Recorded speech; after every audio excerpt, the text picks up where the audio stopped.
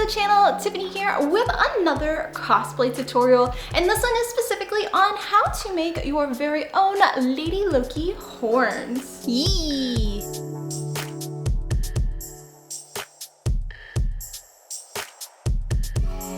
And the best part about these horns is they actually come apart for transportation, so you can bring them to your next convention. But before we begin on how to make them yourself, remember to like the video and subscribe to the channel to stay up to date with all of my latest tutorials. Now, let's begin. And first up is the materials, and here's everything that I used for making the horns, and I'll have links to everything in the description. And how I made my CAD file was I actually started in a 3D modeling program called Rhino. And this, I was able to get the basic shapes that I needed for the horns, the helm part, inserts, where all of my magnets would be later on. Then I imported it into another program called Nomad Sculpt, and I was able to then go through each of the parts and make it more detailed, make it less flat, and that's actually the file that I have available on my website, tiffanyGordonCosplay.com. Now for printing this piece, I ended up using my Prusa XL as the horns were a bit large. I wanted to all be printed in one solid piece for each of the 3 parts. And I did this in PETG filament because I wanted a really strong material to use. All of the supports then had to be removed and do a quick little check fit, which I think it was looking great so far. But just like any FDM printer, you have what's called stair-stepping, which is the layers of the filaments that stack up to make your finished piece. And you typically don't want that to show. So what I like to do is I start off by using a sandable buff with a Dremel and just kind of smoothing some of the pieces out, the spots that need a lot more attention than some of the other ones. And it was looking pretty good at this point. However, I like to take it one step further, and I use Rust-Oleum Sandable Primer. And this I use for every single one of my 3D printed pieces for FDM parts. And basically you spray this onto the surface. Remember, wear that respirator, and then once it's dry, you can use some 220 grit sandpaper and just do a rough wet sand over the entire surface. And that primer is basically going to end up filling in any of the spots and will help make the rest of the surface nice and smooth. And then on to painting, which is always my favorite part when it comes to making props. And I like to use my airbrush and compressor provided by Iwata airbrush, as well as airbrush paint provided by Createx Colors. But as a reminder, you can always paint everything by hand using the same paint, or I recommend using Liquitex heavy body acrylic paint. But if you're airbrush painting, then I always recommend to use Createx's Auto-Born Sealer as your base coat, and I use specifically the color black.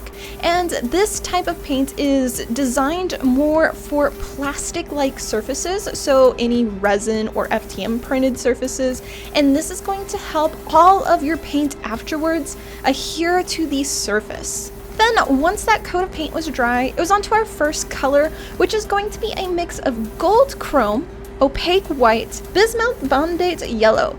And I mixed all these together and did my base coat. Now remember, airbrush painting is all about painting in layers, so we're going to be continuing on top of this to add more depth to this color. And for doing that, I moved on to the color Pearl Gold, and this is really going to start making all of these pieces pop. And then after that, I moved on to a mixture for shadowing of gold chrome and jet black. And this is really going to bring that dimension to life. And the final step that I did, which I do onto all of my painted surfaces, is to seal the paint to make sure it has an even shine throughout the entire piece, and it will help protect from the sunlight. And I like to use Createx Colors UVLS, and I'm using their gloss for this one. Now that that's all out of the way, it's time for adding our magnets as well as some of the detail parts. And the magnets that I'm going to be using are size 8 by 3 millimeter, and I highly recommend, if you're working with magnets, to always mark one side that you know you need to glue it to, because you want two magnets to attach to themselves. So the part that is going to have the glue attached to it, you will want to rough up, because your magnet is a smooth surface and you want a texture-like surface for your glue to adhere onto. So I end up using 120 grit sandpaper, roughing it up, and then I use super glue to insert my magnets into these spots on both the horns as well as the helm. And a helpful tip is to always mark your sides. So I like to put an R on both the right horn and the right side of the helmet, just to be 100% clear which one goes to which. And I'll say by this point, I was sold. These looked amazing. I'm really happy with the outcome. But I also wanted to add all of the hair accessories to the helm, so they would just be as one piece.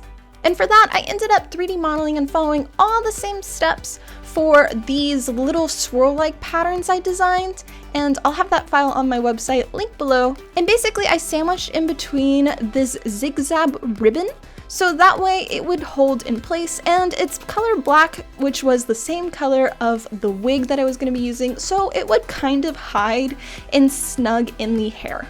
I then sewed that ribbon onto some 2mm foam, which gave a lot more surface area, to then attach it to the helm, which I did with contact cement glue.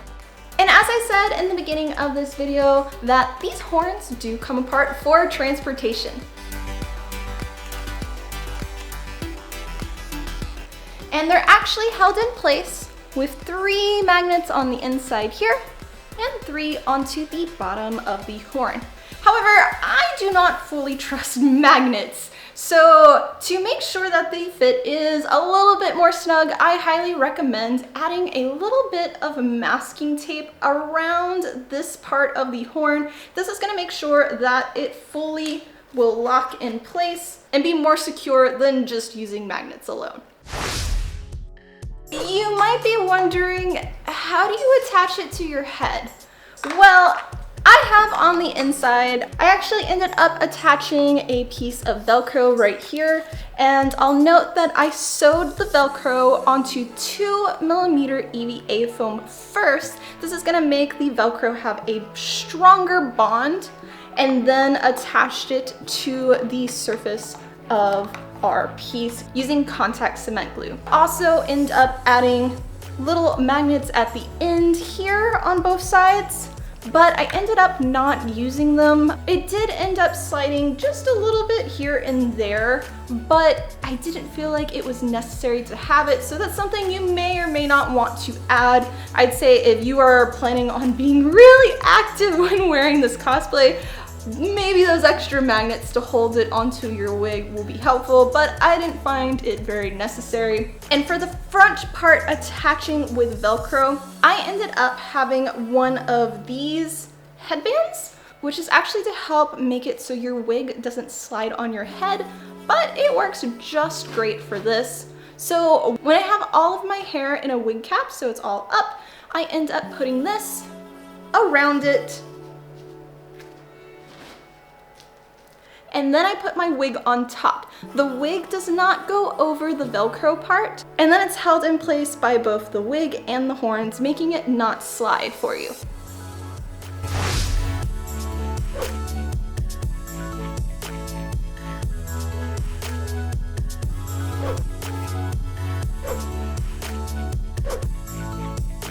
And that, guys, is how I made these horns for my Lady Loki cosplay. I do hope that this tutorial was helpful for you for making your own, or just answering some 3D printing questions that you might have for something like this. And if so, let me know in the comments. I'd love to hear back from you, as well as, should I cosplay another Marvel's character? Let me know.